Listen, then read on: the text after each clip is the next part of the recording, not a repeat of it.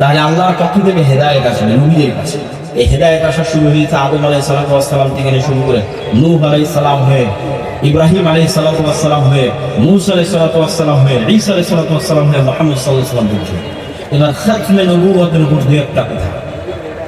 ইব্রাহিম আলাইহিস সালামের পরে আর দ্বিতীয় কোন নবী ইব্রাহিম আলাইহিস সালামের বংশের বাইরে আসেন। এক নাম্বার পয়েন্ট। দুই নাম্বার, ইব্রাহিম আলাইহিস সালামের দুইজন সন্তান ইসমাঈল, ইসহাক।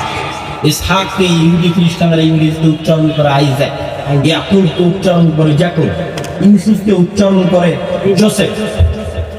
তো এখন পর্যন্ত এখনকার বাইবেল যদি খুলেন, এখনকার তাওরাতে যদি খুলেন, তাহলে এখনকার বাইবেল, এখনকার তাওরাতেও পাবেন যে ইব্রাহিমের আর এক সন্তানের পক্ষ থেকে আর এক বৃহৎ জাতি তৈরি হবে।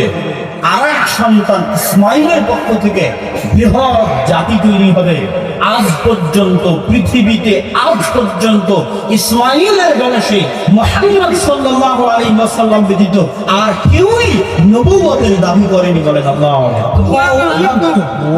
এখনকার তাওরাত, জাবুর, ইনজিল সবগুলোতে লেখা আছে ইসহাকের আর এক ভাই ইসমাঈলের বংশ বিশাল হবে, সেখানেও নবী আসবে। আজ পর্যন্ত ইব্রাহিমের সন্তান ইসমাঈলের বংশে কেউই নবী দাবি করেনি মুহাম্মদ সাল্লাল্লাহু আলাইহি ওয়াসাল্লাম ছাড়া। সুতরাং মির্জা গোলাম আহমদ কাদিয়ানীর কোনো প্রশ্নই আসে না। সম্মানিত ইব্রাহিম আলাইহিস সালামের পরে নবুয়তের দাবি করতে হলে ইব্রাহিমের বংশে হতে হলে, আর ইব্রাহিমের বংশে বানু ইসরাইলে অসংখ্য নবী এসেছে। বানু ইসরাইলের সব কিতাবে বলা আছে আর এক ভাইয়ের পক্ষ থেকে বাক্কা। কেন আল্লাহ কোরআনে বাক্কা বলল? কেননা তাদের গ্রন্থগুলোতে হিব্রুতে এখনো বাক্কা লেখা আছে। মানুষ মক্কায় বলতে কিন্তু আল্লাহ বুঝানোর জন্য বাক্কা অবতীর্ণ করেছেন। শুষ্ক মরুভূমি যেখানে আল্লাহ পানির ব্যবস্থা তৈরি করে দিয়েছেন, ওখান থেকে একটা জাতি তৈরি হবে, একটা নবী আসবে, তার অধীনে জাতি তৈরি হবে। আলহামদুলিল্লাহ, ওয়ালিল্লাহিল হামদ। আজ পর্যন্ত ইসমাঈল আলাইহিস সালামের বংশে মুহাম্মদ সাল্লাল্লাহু আলাইহি ওয়াসাল্লাম ছাড়া আর কেউই নবী দাবি করেনি। অতএব মুহাম্মদ সাল্লাল্লাহু আলাইহি ওয়াসাল্লাম মিল্লাত ইব্রাহিমের গুণের উত্তরসূরি, আদর্শের উত্তরসূরি, আকীদার উত্তরসূরি, দাওয়াতের উত্তরসূরি। বলেন আল্লাহ।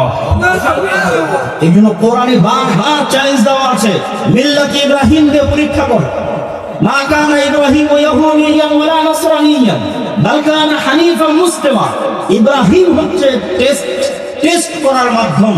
ইব্রাহিমের মতো তাওহীদ কার কাছে আছে সেটা দিয়ে পরীক্ষা করো, তাহলেই বুঝতে পারবে।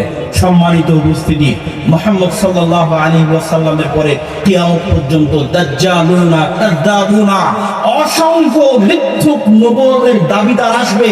মুসাইলামাতুল কাযযাবের মতো, আসওয়াদ আল-আনাইসির মতো, এবং মির্জা গোলাম আহমদ কাদিয়ানীর মতো, ইনশাআল্লাহ খালিদ বিন ওয়ালিদের মতো, ওয়াহশির মতো ঈমানওয়ালা মুসলমানেরা এই সমস্ত মিথ্যুক দাজ্জাল, কাযযাব, মিথ্যুক নবুয়তের দাবিদারকে প্রতিহত করেই ছাড়বে ইনশাআল্লাহ। এবং বাংলার জমিনে যে জমিন শাহ ইসমাইল শহীদের ব্রিটিশ বিরোধী আন্দোলনের সময় থেকে নিয়ে আজ পর্যন্ত যে জমিন ইমান, আমল এবং দ্বীনের গাড়ি, যে জমিনের মুসলমানেরা 47-এর আন্দোলনে নেতৃত্ব দিয়েছে, যে জমিনের মুসলমানেরা 24-এর আন্দোলনে নেতৃত্ব দিয়েছে, সেই বাংলাদেশে এই সমস্ত বাতিল ফিরকার অস্তিত্ব হবে না। তাদেরকে যে কোনো মূল্যে রাষ্ট্রীয়ভাবে কাফের ঘোষণা করতেই হবে। এই দাবি, এই দাওয়া রাষ্ট্রপ্রধানের প্রতি, বর্তমান বাংলাদেশের সরকারের প্রতি। আর জনগণের কাজ কি? আমরা বক্তব্য দিব, দাবি করব, এই পর্যন্ত শেষ নয়। বক্তব্য, মসজিদ এটা মুসলমানদের সবচেয়ে বড় সম্পদ। প্রত্যেক মুসলমানকে দিনের জ্ঞান, দিনের মৌলিক জ্ঞান, কোরআনের মৌলিক জ্ঞান মসজিদেই দিতে হবে। মাদ্রাসা দিয়ে 2% মুসলমানের সন্তানকে দিন শেখানো সম্ভব। 98% মুসলমানের সন্তানকে দিন শেখাতে চাইলে শতভাগ মসজিদে, শতভাগ মুসলমানের দিন শিক্ষা নিশ্চিত করতেই হবে।